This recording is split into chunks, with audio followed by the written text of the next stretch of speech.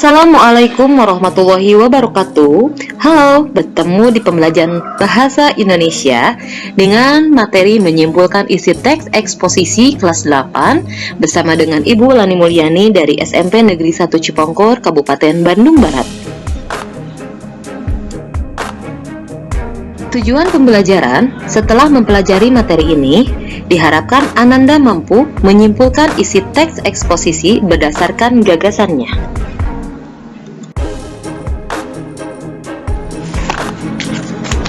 Sebelum kita menyimpulkan isi teks eksposisi, hal utama yang harus kita lakukan adalah mencari sebuah informasi yang terdapat di dalam teks tersebut dengan cara membaca intensif, yaitu dengan membaca secara seksama. Setelah mendapatkan informasi yang terkandung dalam teks eksposisi, maka kita dapat menyimpulkan secara keseluruhan dengan cara memahami terlebih dahulu gagasan umumnya setiap paragraf. Lalu, apa yang dimaksud dengan gagasan umum? Nah, sebelum masuk ke gagasan umum, alangkah lebih baiknya kita harus mengetahui dulu apa yang dimaksud dengan kalimat utama. Kalimat utama adalah kalimat yang mengandung gagasan pokok yang digunakan untuk membangun isi paragraf. Atau lebih mudahnya adalah kalimat yang masih umum yang memerlukan kalimat penjelas. Nah, kalimat utama itu mengandung gagasan umum atau ide pokok yang artinya kalimat yang menjadi inti paragraf di dalam sebuah paragraf. Jenis-jenis paragraf berdasarkan letak gagasan umumnya terbagi menjadi ke dalam 3 bagian. Yang pertama ada paragraf deduktif atau yang disebut dengan umum khusus. Paragraf deduktif adalah paragraf yang gagasan umumnya terletak di awal paragraf yang kemudian diikuti dengan ide-ide penjelas. Gagasan umum atau gagasan utamanya dinyatakan di dalam kalimat penjelas. Paragraf deduktif. Industrialisasi di negara kita mendorong didirikannya berbagai macam pabrik yang memproduksi beraneka barang dan meningkatkan kesejahteraan masyarakat. Pabrik-pabrik itu memberikan lapangan tenaga kerja kepada ribuan tenaga kerja yang baik yang berasal dari masyarakat di sekitar pabrik maupun di daerah lain. Dengan demikian, adanya pabrik dapat meningkatkan kesejahteraan masyarakat. Paragraf tersebut, kalimat utamanya ada di awal paragraf atau kalimat. Kalimat tersebut dikatakan yang masih umum karena memerlukan kalimat penjelas. Yang kedua ada paragraf induktif.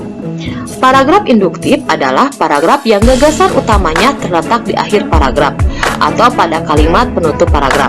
Hal-hal yang sifatnya khusus ditulis dahulu, kemudian diikuti oleh uraian yang sifatnya umum. Contoh paragraf induktif.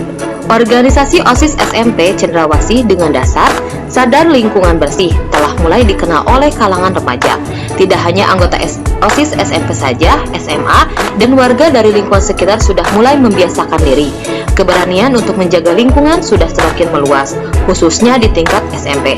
Fenomena ini memerlukan bukti bahwa generasi ini sudah mulai ingin maju. Kalimat utamanya ada di akhir paragraf, yaitu fenomena ini merupakan bukti bahwa generasi ini sudah mulai ingin maju. Kalimatnya masih umum, yaitu bukti bahwa generasi sudah mulai ingin maju dengan adanya sadar lingkungan bersih. Yang ketiga, ada paragraf campuran. Paragraf campuran adalah paragraf yang gagasan umumnya terletak pada kalimat pertama dan kalimat terakhir. Dalam paragraf ini terdapat 2 kalimat utama. Kalimat terakhir paragraf ini merupakan penegasan dari pernyataan yang dikemukakan dalam kalimat pertama. Contoh paragraf campuran. Saya berkeyakinan kalau Indonesia memfokuskan diri pada sektor pertanian, sebab tidak ada negara lain yang mampu menandingi kita. Memang masalah himpitan ekonomi yang sedang berlangsung sudah mengganggu nilai tukar. Dalam hal ini, pemerintah tidak perlu memaksa rupiah kita menjadi kuat. Akan tetapi, biarkan mekanisme pasar menemukan keseimbangannya. Apabila sektor ini sudah berjalan dengan baik, tidak mustahil negara kita menjadi salah satu negara yang ekonominya tangguh di dunia.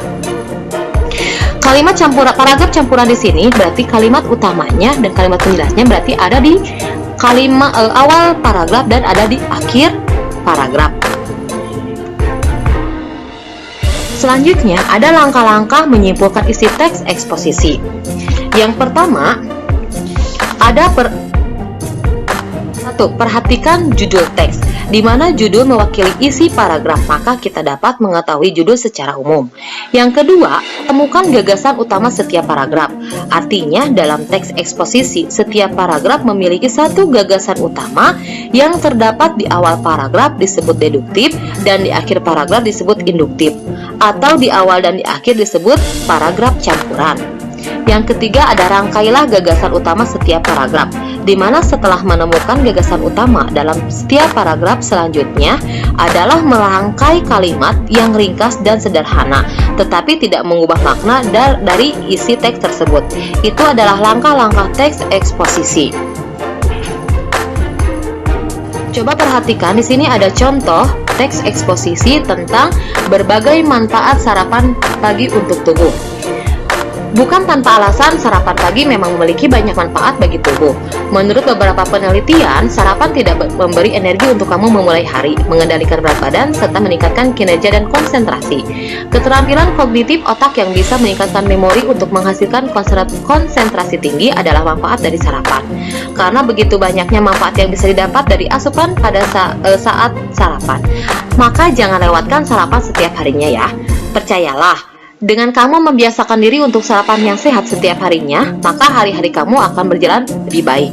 Saat tubuh tidur, kamu akan kehilangan asupan dalam tubuh selama beberapa jam. Untuk itulah, tubuh butuh diisi kembali dengan makanan yang bergizi dan sehat. Bisa kamu bayangkan jika kamu melewatkan sarapan pagi, perut akan kosong lebih lama yang bisa menimbulkan berbagai jenis penyakit. Lihat saja ya. Kalimat utama paragraf pertama adalah bukan tanpa alasan sarapan pagi memang memiliki banyak manfaat bagi tubuh. Yang kedua, kalimat utamanya, karena begitu banyaknya manfaat yang bisa didapat dari asupan pada saat sarapan, maka jangan terlewatkan sarapan setiap harinya ya. Ketiga, perut akan kosong lebih lama yang bisa menimbulkan berbagai jenis penyakit. Maka kita bisa simpulkan, bukan tanpa alasan, sarapan pagi memang memiliki banyak manfaat bagi tubuh. Karena begitu banyaknya manfaat yang bisa didapat dari asupan saat sarapan, maka jangan lewatkan sarapan setiap harinya. Itulah materi teks eksposisi, dan wassalamualaikum warahmatullahi wabarakatuh.